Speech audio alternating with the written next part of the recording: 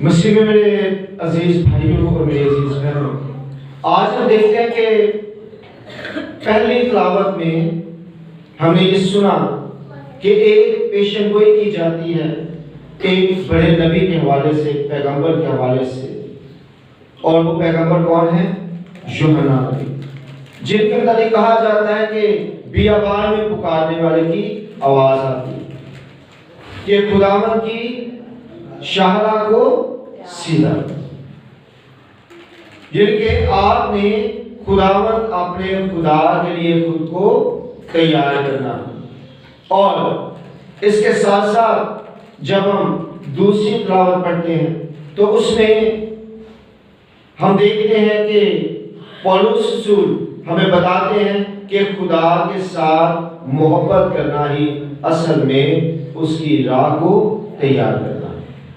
اگر آپ اپنے خدا کے ساتھ محبت کرتے ہیں تو اس کا مطلب ہے کہ آپ حقیقی معنوں میں راہوں کو تیار کر رہے ہیں، حقیقی معنوں میں آپ سیدھی راہ پر چل پڑے ہیں، کیونکہ آپ خدا سے محبت کرتے ہیں۔ لیکن محبت کا اصول بھی پولس رسول بتاتے ہیں، وہ کہتے ہیں محبت کا اصول یہ نہیں ہے کہ آپ کہیں کہ آپ خدا میں تجھ سے بڑا پیار کرتا ہوں، آپ آ کر چرچ میں عبادتیں کریں، گھروں میں بیٹھ کے باتیں کریں، یا لوگوں کے سامنے اونچی اونچی آواز میں باتیں کریں، یا گلیوں میں عبادتیں کرتے پھریں اور پھر طرح طرح کی باتیں کریں۔ اصل میں پولس رسول کہتے ہیں کہ خدا انسان سے کیا کرتا ہے؟ محبت کرتا ہے، پیار کرتا ہے، اور اگر آپ انسان سے محبت کرتے ہیں تو آپ کی حقیقی عبادت ہے۔ اب پولس رسول ساتھ یہ بھی کہتے ہیں کہ ذرا سوچیں، اگر آپ یہ دعویٰ کریں کہ میں ایک باپ سے محبت کرتا ہوں اور اس کے بچوں سے نفرت رکھیں تو کیا آپ باپ سے محبت کر سکتے ہیں؟ پولس رسول کہتے ہیں کبھی نہیں ہو سکتا۔ اگر آپ باپ سے محبت کرتے ہیں تو آپ کو اس کے بچوں سے پیار کرنا ہوگا، اور بچوں سے محبت کر کے آپ خدا سے محبت کر سکتے ہیں۔ اسی طرح سے جتنے بھی مقدسین ہیں، آج کل بہت سے لوگ کہتے ہیں کہ ان مقدسین کے ساتھ آپ کو عقیدت رکھنے کی ضرورت نہیں ہے، ان مقدسین کے ساتھ آپ کو پیار کرنے کی ضرورت نہیں ہے، آپ یہ غلط کر رہے ہیں۔ تو جو خدا کے مقدسین ہیں وہ خدا کے بیٹے اور بیٹیاں، اور ان کے ساتھ محبت کیے بغیر خدا کے ساتھ محبت ہو نہیں سکتی۔ میں اگر اس بات کا دعویٰ کرتا بھی رہوں کہ مجھے خدا سے محبت ہے اور خدا میرے اندر ہے، لیکن میں اگر اس کے لوگوں سے پیار نہیں کرتا تو میں خدا کے ساتھ محبت نہیں رکھ سکتا۔ خدا کے ساتھ محبت پوری ہوتی ہی نہیں ہے اگر آپ اس کے لوگوں کے ساتھ پیار نہیں کرتے، یہ اصول میں شامل ہی نہیں ہے۔ اور یہی بات پولس رسول دوسری تلاوت میں ہمیں بتاتے ہیں، وہ کہتے ہیں یہ لازمی ہے کہ آپ اس کے لوگوں سے پیار کریں، اس کے لوگوں کے ساتھ محبت کریں، اس کے لوگوں کے ساتھ آپ کا جو تعلق ہے وہ بڑا اچھا ہونا چاہیے، کیونکہ پولس رسول یہ بھی کہتے ہیں کہ ہمیں مقدسین میں جا کے شامل ہونا ہے، تو جن میں ہمیں شامل ہونا ہے ان کے ساتھ ہمارا رابطہ بھی رہنا چاہیے، زمین پر بھی۔ اب کئی دفعہ کچھ لوگ یہ سوچتے ہیں کہ یسوع مسیح کے ساتھ ہماری ڈائریکٹ محبت ہے اور یسوع مسیح جو ہے وہ ہی اصل میں ہماری شفاعت کرتے ہیں، ہماری سفارش کرتے ہیں۔ آپ ذرا غور کریں، حقیقت کیا ہے؟ حقیقت یہ ہے کہ جب تک یسوع مسیح اس دنیا میں رہے انہوں نے انسان کی طرح زندگی گزاری، جس میں وہ دعا بھی کرتے رہے، اپنے شاگردوں کے لیے بھی دعا کرتے رہے، لیکن اس دنیا سے جانے کے بعد ان کا درجہ وہ نہیں ہے، بلکہ کیا ہے؟ ان کا درجہ خداوند کا درجہ ہے۔ اب وہ تخت عدالت پر بیٹھے ہوئے ہیں، اب وہ جج ہیں۔ پہلے وہ جب زمین پر تھے تو وہ ہمارے لیے وکالت کرتے تھے، لیکن جب وہ یہاں سے اٹھائے گئے تو وہ اب جج ہیں انہوں نے انصاف کرنا ہے. اب وہ ایز اے وکیل کام نہیں کر رہے. بہت سے لوگوں کو یہ بات سمجھنے میں بہت دقت ہو رہی ہے. وہ آج بھی یسوع مسیح کو درمیانی سمجھتے ہیں. آج یسوع مسیح درمیانی نہیں ہے، بلکہ آج یسوع مسیح انصاف کرنے والے ہیں. آج یسوع مسیح جج. درمیانی وہ ہے کس حوالے سے؟ صرف اس حوالے سے کہ انہوں نے ہماری خاطر اپنی جان قربان کر کے ہمیں خدا کے ساتھ ملایا. یہ زمینی حالت کی بات ہو رہی ہے، زمین تک کی بات ہو رہی ہے. زمین کے بعد کی بات جو ہے وہ درمیانی کے طور پر نہیں ہے، بلکہ وہ جج کے طور پر ہے، خداوند کے طور پر ہے. کیونکہ جب وہ آئیں گے تو خداوند کے طور پر آئیں گے، انصاف کرنے کے لیے آئیں گے، نہ کہ وہ وکالت کرنے کے لیے آئیں گے. کیونکہ انہوں نے کہا بھی تھا کہ میں تمہیں ایک مددگار دیتا جو تمہاری وکالت کرے گا. اس کے ساتھ ساتھ تمام مقدسین ہم سب کیا کر رہے ہیں؟ ہم سب وکالت ہی کر رہے ہیں. ہم جیسے میں ہوں، میں آپ کے لیے دعا کر رہا ہوں، میں آپ کے لیے برکت چاہ رہا ہوں، تو میں آپ کی وکالت کر رہا ہوں.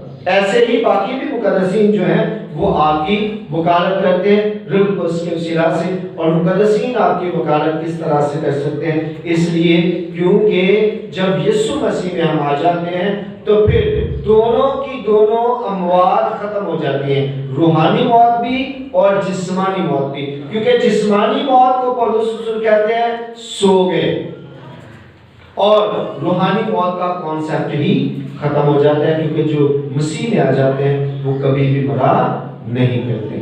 تو اب ہم اس بات کو بھی سمجھیں کہ یسوع مسیح کا درجہ کیا ہے. ہم کیا کرتے ہیں؟ ہم درجے کو ہی نہیں سمجھتے ہیں. جب ہم یسوع مسیح کے نام سے مانگتے ہیں تو ایز اے درمیانی نہیں مانگ رہے. یہ بات آپ یاد رکھیے گا. جب ہم کہتے ہیں نا یسوع کے وسیلہ سے، تو ایز اے درمیانی نہیں مانگ رہے ہوتے ہیں.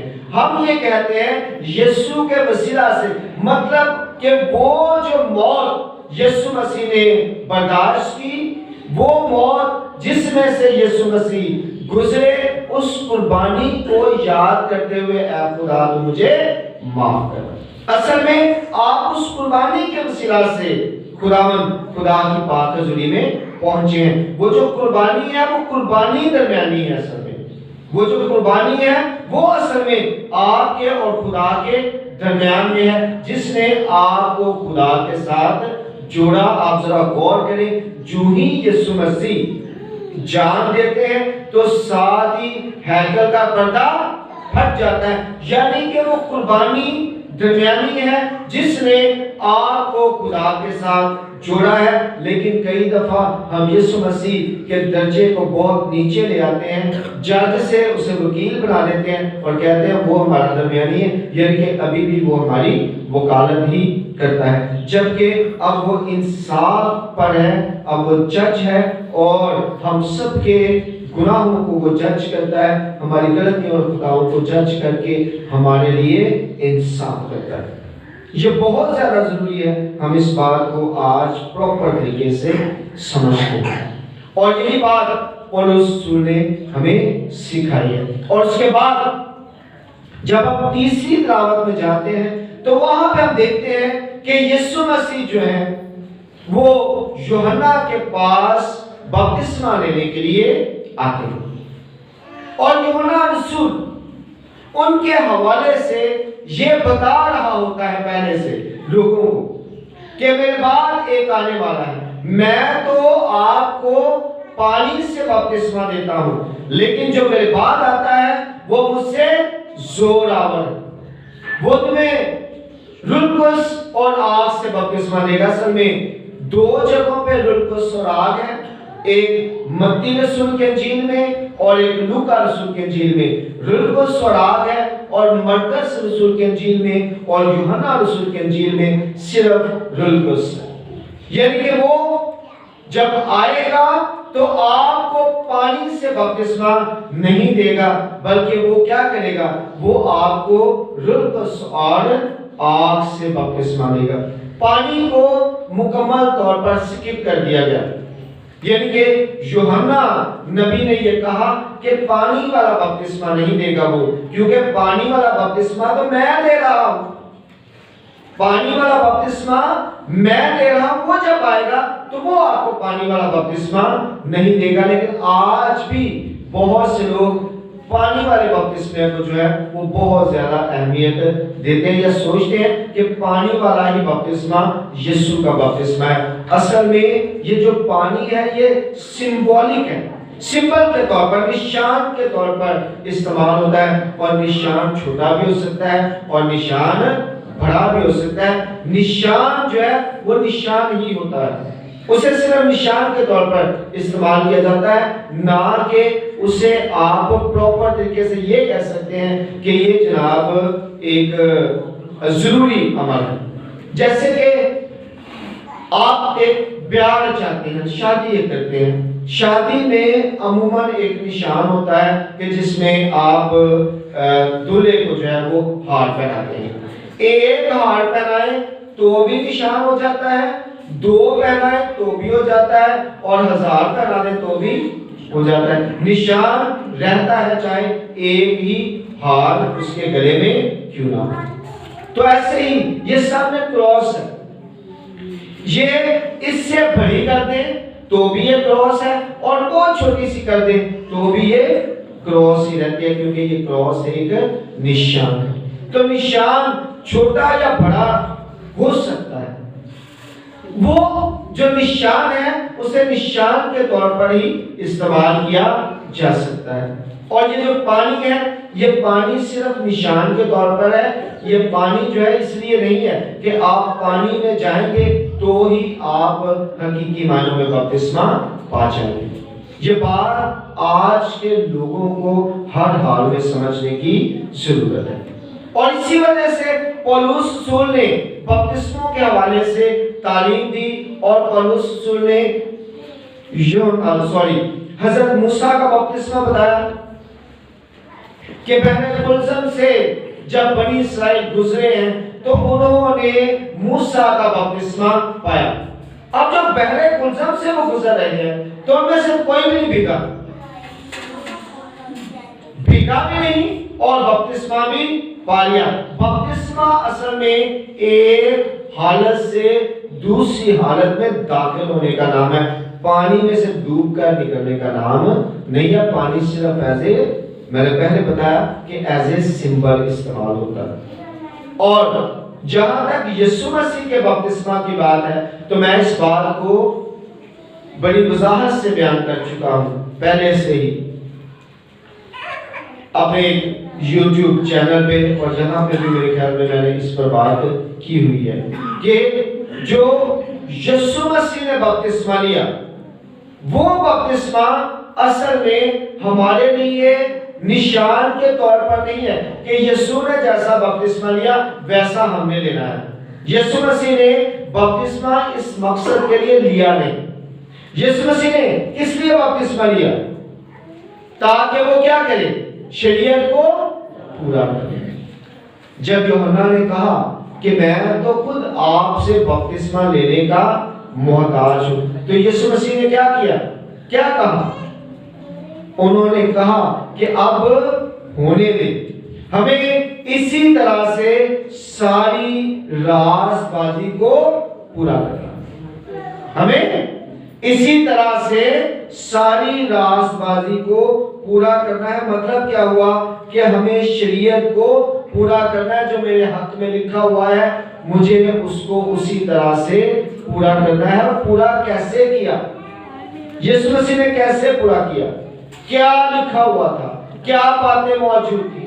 جب ہم پرانے عہد نامے میں جاتے ہیں تو خدا نے حضرت موسیٰ کو بلایا، خدا نے حضرت موسیٰ سے کہا کہ تو ہارون کو اور اس کے بیٹوں کو کیا کر؟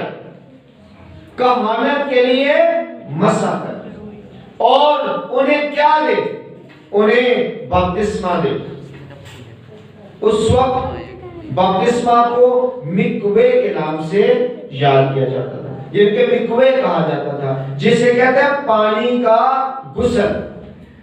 تو انہیں پانی کا غسل دے اور کہانت کے فرائض یہ سر انجام دیں گے۔ تو کیا ہوا؟ حضرت موسیٰ نے حضرت ہارون کو اور ان کے بیٹوں کو بلایا اور انہیں پھر کیا کیا؟ پانی کا غسل دیا، اور جب پانی کا غسل دیا تو وہ کاہن کے فرائض سر انجام دینے لگے۔ اب یسوع مسیح کیا کہہ رہے ہیں کہ ایسا ہونے دے، مطلب کیا ہے کہ میں بھی شریعت کے مطابق کہانت کے فرائض سر انجام دوں گا۔ جیسے شریعت میں کاہن بنتا تھا ویسے ہی میں بھی کاہن زمینی طور پر کاہن بنوں گا، کیونکہ میں کاہن اعظم ہوں۔ تو مجھے بھی اسی طرح سے کرنا ہے جس طرح سے حضرت موسیٰ نے ہارون کو کیا تھا، ویسے ہی آج آپ نے مجھے کرنا ہے، کیونکہ آپ موسیٰ سے بھی بڑے نبی ہیں۔ یسوع مسیح نے کہا کہ جتنے بھی عورتوں سے پیدا ہوئے، جتنے بھی انبیاء ہیں، آج تک جتنے بھی آئے ہیں، ان سب سے بڑا کون ہے؟ حضرت یوحنا۔ کیوں بڑے ہیں؟ اس لیے کہ باقیوں نے تو خدا کے کلام کو پیش کیا، باقی تمام نے خدا کے کلام کو پیش کیا ہے، باقی تمام نے یہ کہا ہے کہ خداوند یہ فرماتا ہے، لیکن یوحنا نے یہ نہیں کہا، بلکہ یوحنا نے کہا یہ ہے سامنے خداوند۔ فرق یوحنا نے کیا کہا ہے؟ دیکھو خدا کا بندہ جو جہان کے گناہ اٹھا لے جاتا ہے۔ باقیوں نے تعارف دیا ہے، باقیوں نے کہا ہے کہ خداوند یوں فرماتا ہے، خداوند یوں فرماتا ہے۔ یوحنا نے کہا ہے کہ خداوند وہ سامنے ہے، اس کی سنو، یہ ہے خداوند۔ میں آپ کو بتاتا ہوں خداوند کہاں پہ۔ تو اس وجہ سے یوحنا سب سے بڑے نبی ٹھہرتے ہیں، اور یہی بات ہے کہ یسوع مسیح یوحنا کے پاس آتے ہیں تاکہ شریعت کے مطابق وہ کاہن اعظم کا عہدہ سنبھالے۔ اس کے بعد اگلی بات کیا ہے؟ اگلی بات یہ ہے کہ جتنے بھی بڑے تھے سالانہ، آپ کو پتا ہے کہ جتنے بھی یہودی تھے وہ سالانہ ایک بڑے کو منتخب کرتے تھے جو پوری قوم کے لیے کیا ہوتا تھا؟ قربان ہوتا تھا۔ اور قربانی سے پہلے منتخب کیسے کیا جاتا تھا؟ آپ کاہن اعظم جو بھی اس وقت کا کاہن تھا، اس کو یہ لازمی تھا کہ وہ بڑے کے سر پر کیا رکھے؟ ہاتھ رکھے۔ جو ہی وہ بڑے کے سر پر ہاتھ رکھتا تھا، قوم کے گناہ اٹھانے کے لیے وہ کیا ہو جاتا تھا؟ مخصوص ہو جاتا تھا۔ اب وہ قوم کے گناہ اٹھاتا تھا، قربان ہو کر تمام کے تمام گناہ جو قوم نے کیے ہوتے تھے انہیں کیا ہو جاتے تھے؟ معاف ہو جاتے تھے۔ تب کیا ہوا؟ یہ جو سب سے بڑا نبی ہے، یہ جو سب سے بڑا کاہن ہے اس وقت یسوع کے دور میں، جس نے یسوع کے لیے راہ تیار کی ہے، لازمی تھا کہ اب کوئی ایسا ہی شخص اس بڑے کو بھی مخصوص کرے جو قربان ہو کر پوری دنیا کے گناہوں کو معاف کرنے والا ہے۔ تو یوحنا نے کیا کیا؟ یوحنا نے یسوع مسیح کے اوپر اپنے ہاتھ رکھے۔ کیوں ہاتھ رکھے؟ تاکہ یہ ثابت کیا جا سکے کہ یہی ہے وہ بڑا جو جہان کے گناہوں کو اٹھائے گا۔ تو یسوع مسیح نے اسے کہا آپ کو سمجھ نہیں آ رہی ابھی، آپ کو نہیں پتہ چل رہا، آپ تو گناہوں کی معافی کا بپتسمہ دے رہے ہیں، میرے لیے لوگوں کو تیار کر رہے ہیں، لیکن آپ کو یہ نہیں پتا کہ میں آپ کے پاس کیوں آیا ہوں۔ میں آپ کے پاس اس لیے آیا ہوں تاکہ شریعت کے مطابق وہ سب کچھ کروں جو خداوند نے حکم دیا ہے۔ خدا کے احکامات کے مطابق مجھے کرنا ہے، مجھے خدا کے حکم کو پورا کرنا ہے۔ میرے لیے لازمی ہے کہ میں اسی طرح سے کاہن بھی بنوں اور میں اسی طرح سے بڑا بھی بنوں، لازمی ہے۔ ایسا نہیں ہو سکتا ہے کہ میں اس پروسیس سے بھی نہ گزروں اور میں ساری قوم کے لیے قربان ہو کر گناہ بھی معاف کروں۔ میرے لیے بھی وہی طریقہ کار ہے جو طریقہ کار پہلے بڑے کے لیے موجود تھا۔ میرے بھی سر پہ اسی طرح سے ہاتھ رکھے جائیں گے جیسے پہلے بڑے کے سر پر ہاتھ رکھے جاتے تھے۔ تو آپ نے یہ سارا پروسیس کرنا ہے۔ تبھی یسوع مسیح کہتے ہیں کہ ہمیں اسی طرح سے ساری راست بازی کو پورا کرنا ہے۔ وہ یہ نہیں کہتے مجھے اسی طرح سے ساری راست بازی کو پورا کرنا ہے، کیونکہ یوحنا اور یسوع مسیح دونوں مل کر اس راست بازی کو پورا کریں، شریعت کے اس عمل کو پورا کریں۔ آج بہت سے لوگ یہ کہتے ہیں کہ چونکہ یسوع مسیح نے ایسا بپتسمہ لیا تو مجھے بھی ایسا بپتسمہ لینے کی ضرورت ہے۔ انہیں یہ پتا ہی نہیں ہے کہ یسوع مسیح نے یہ بپتسمہ لیا۔ یسوع مسیح نے کوئی اگزامپل سیٹ کرنے کے لیے بپتسمہ نہیں لیا، مثال دینے کے لیے بپتسمہ نہیں لیا، بلکہ یسوع مسیح نے بپتسمہ لیا شریعت کو پورا کرنے کے لیے۔ اور ہم کئی دفعہ کہتے ہیں کہ یسوع مسیح نے بپتسمہ لیا ہمارے لیے مثال سیٹ کرنے کے لیے۔ انہوں نے کوئی مثال نہیں دی، کوئی ایگزامپل آپ کے سامنے سیٹ نہیں کی، بلکہ انہوں نے بپتسمہ راست بازی کو پورا کرنے کے لیے لیا، شریعت کو پورا کرنے کے لیے لیا۔ آج ہمیں اس بات کو سمجھنے کی ضرورت ہے کہ جب یسوع مسیح نے یہ بپتسمہ لے لیا، جب یسوع مسیح نے ساری شریعت کو پورا کر لیا، تو ہمارے لیے بھی یہ سبق چھوڑا کہ ہمیں شریعت کو پورا کرنا ہے، ہمیں بھی شریعت کو پورا کرنا ہے اور اسی طرح سے مسیح میں شامل ہونا ہے جس طرح سے شریعت کو پورا کر کے یسوع مسیح نے ہم سب لوگوں کے لیے اپنی جان کو قربان کیا۔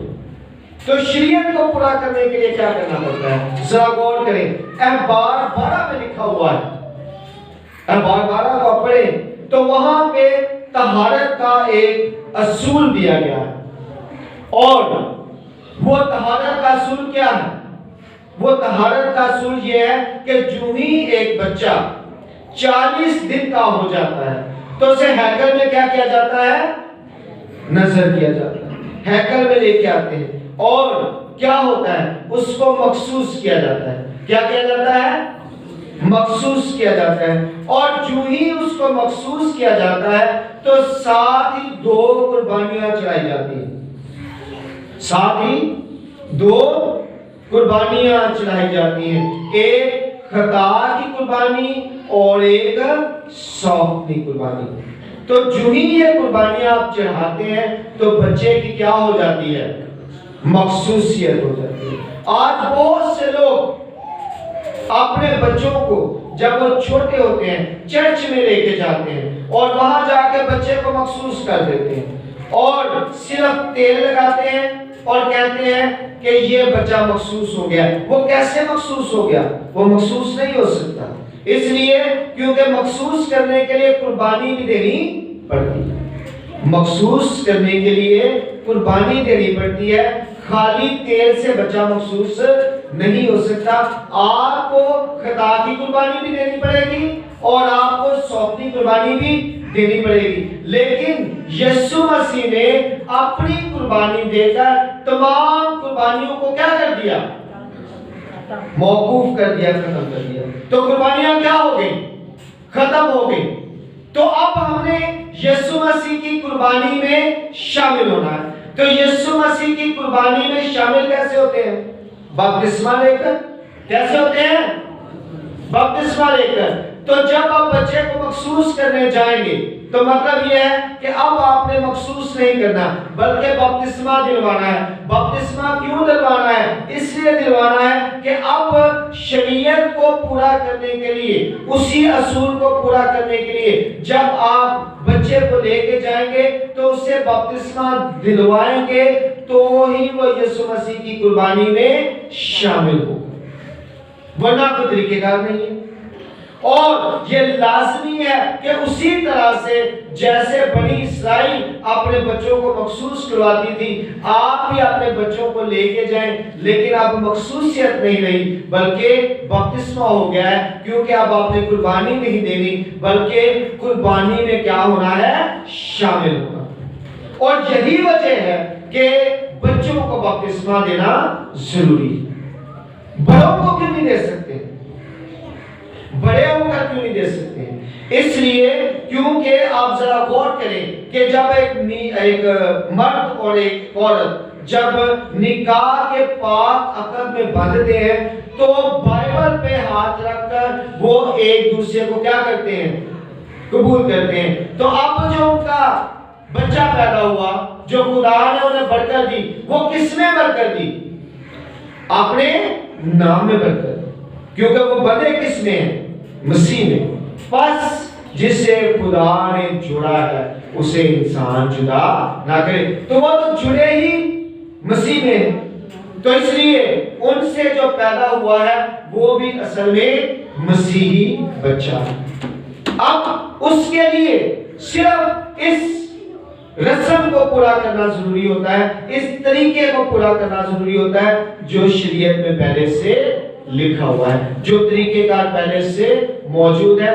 आपने उसी तरीके को पूरा करना है, क्योंकि शरीयत में यही मौजूद है कि मुझे मेरी माँ ने गुनाह में जन्म दिया। अब बच्चे का कोई गुनाह नहीं है, बल्कि माँ बाप जो है उनके मारूसी गुनाह की वजह से हम उस बच्चे को खुदावंद के पास लेके आ रहे होते हैं। ये बहुत ज्यादा जरूरी है। अब जो कहते हैं बड़ा होके मैंने बपतिस्मा लेना है, वो सरासर अपने बच्चे को कह रहे हैं बेटा गुनाह कर, पुत्र गुनाह करया कर, गलतियां करया कर, खतावा करया कर। क्यों? क्योंकि वो कॉन्सेप्ट क्या देते हैं बच्चे को? बच्चे को वो कहते हैं बेटा आपने गुनाह नहीं किया, बेटा आपने गलती नहीं की, बेटा आपने खता नहीं की। आप बड़े होंगे, आप गुनाह करेंगे, आप खताएं करेंगे, तो फिर आप बपतिस्मा लेंगे। यानी कि आप उसे दावा दे रहे हैं कि गुनाह कर, गुनाह कर, गुनाह कर, तेरे को बपतिस्मा दे रहे हैं। तो आप उसे क्या कह रहे हैं? आपको पता है इस बात का कि आप उसे क्या कह रहे हैं? आप उसे गुनाह की तरफ राग़िब कर रहे हैं, आप उसके अंदर गुनाह की लज्जत को पैदा कर रहे हैं, आप उसके अंदर ये पैदा कर रहे हैं कि तूने गुनाह करना है, इसलिए गुनाह करना है कि गुनाह करेगा तो तेरा बपतिस्मा होना है। ऊंची तेरा बपतिस्मा नहीं हो सकता। लेकिन हमें अब समझ ही जाना चाहिए, आज वो दौर है जिसमें हमें इस बात को समझना है कि अपने बच्चे को बताएं कि तू मसीह में पैदा हुआ है, अपने बच्चे को बताएं कि तू यीशु का है, तेरे लिए गुनाह नहीं बना हुआ, तुझे गुनाह से भागना है, तुझे कभी भी गुनाह नहीं करना, कोशिश करनी है कि तेरी जिंदगी में गुनाह मौजूद ना हो। ना आपको से ये कहना है कि तू बड़ा होएगा, गुनाह करेगा तो फिर तू बपतिस्मा ले लेगा। ये जो तरीकेकार है खुलेआम सरेआम उस बच्चे को कहने की बात है कि तुम गुनाह नहीं करना है, गुनाह नहीं होना तेरे को। आपने उसे ये नहीं कहना कि पुत्र तो गुनाह करना है, बल्कि उसे कहना कि बेटे आप मसीह के हो और मसीह ने आपके लिए अपनी जान कुर्बान की है, गुनाह आपके लिए बना ही नहीं हुआ। और ये बात आज हर एक मसीही को अपनी जिंदगी में लाने की जरूरत है। तभी हमारे बच्चे जो हैं वो बिगड़ते जा रहे हैं, एग्रेसिव होते जा रहे हैं, क्योंकि हम तो उन्हें गुनाह की तलकीन कर रहे हैं, गुनाह की तरफ लेके जा रहे हैं और उन्हें कह रहे हैं, उन्हें सरेआम कह रहे हैं, लेक्चर्स में कह रहे हैं कि आप गुनाह करेंगे तो फिर जाके आप बपतिस्मा लेंगे। जबकि बपतिस्मा जो है मसीह की मौत में शमूलियत है। जब आप उसे बचपन में खुदावंद के पास लेके आते हैं तो आप उसे यीशु में शामिल कर देते हैं। अब उसने रूह में भी बढ़ना है और कदो कामत भी बढ़ना है, लेकिन बढ़ना किसमें है? मसीह में बढ़ना है। बढ़ना किसमें है? मसीह में बढ़ना है। और अपने बच्चों को मसीह में बढ़ने के लिए तैयार करें, ना कि आप उन्हें गुनाह में बढ़ने के लिए तैयार करें। और यही वजह है कि मैं कई दफा कहता हूं कि जो लोग भी इस तरह की तालीमात देते हैं वो अपने बच्चों को गुनाह की तालीमात देते हैं, وہ اپنے بچوں کو گناہ کی طرف جانے کی تعلیمات دیتے ہیں. بے شک وہ کہتے ہیں ہم تمہیں تیار کریں، ہم تمہیں تیار کریں، اور وہ حوالے بے شک دیتے رہے کہ یسوع مسیح نے کہا تھا کہ ساری قوموں میں جا کر انہیں شاگرد بناؤ. تو یسوع مسیح نے قوموں میں جا کر انہیں شاگرد بنانے کی بات کی تھی. یسوع مسیح نے یہ نہیں کہا تھا میری قوم سے جا کے دے ایک فرض شروع کر دینا، ایک طریقے کا میری قوم میں شروع کر دینا. یسوع مسیح ایسا کچھ بھی نہیں کہتے، بلکہ وہ یہ کہتے ہیں کہ انگور کا حقیقی درخت میں ہوں اور تم میری ڈالیاں ہو. تے ڈالی جڑی ہے وہ کب شروع ہوتی ہے؟ بڑی ہو کے، ہاں چھوٹی ہو کے. پہلے وہ نکی ہوندی ہے، پھر آہستہ آہستہ بڑی ہو. تسی ڈالیاں ہو بھائی، بڑے ہو کے ڈالی نہیں بننی، اور ڈالی پھٹنی ہے. بات کی سمجھ آ رہی ہے؟ ڈالی، اور یہ سمجھتے ہی نہیں ہے، بات انڈرسٹینڈ ہی نہیں کرتے، ان کے ذہن میں بات آتی نہیں ہے. کیوں نہیں آتی ہے؟ کیونکہ ابلیس نے ذہنوں کو معاف کر دیا ہوا، وہ انہیں سمجھنے نہیں دیتا ہے بائبل کو. لیکن آج لوگوں کو بائبل کو سمجھنے کی ضرورت ہے تاکہ ہم زندگی پائیں اور کثرت کی زندگی حاصل کریں. یہ بہت زیادہ ضروری ہے، اور تبھی ہم بابرکت گھرانے ٹھہریں گے جب ہم اپنے بچوں کو خداوند کے لیے تیار رکھیں گے، انہیں بچپن میں ہی گناہ سے نفرت کرنا سکھائیں گے، بچپن میں ہی انہیں کہیں گے کہ آپ مسیح کے ہو اور مسیح نے آپ کے لیے اپنی جان کو قربان کیا، اس لیے بیٹے گناہ نہیں کرنا بلکہ گناہ سے بھاگنا.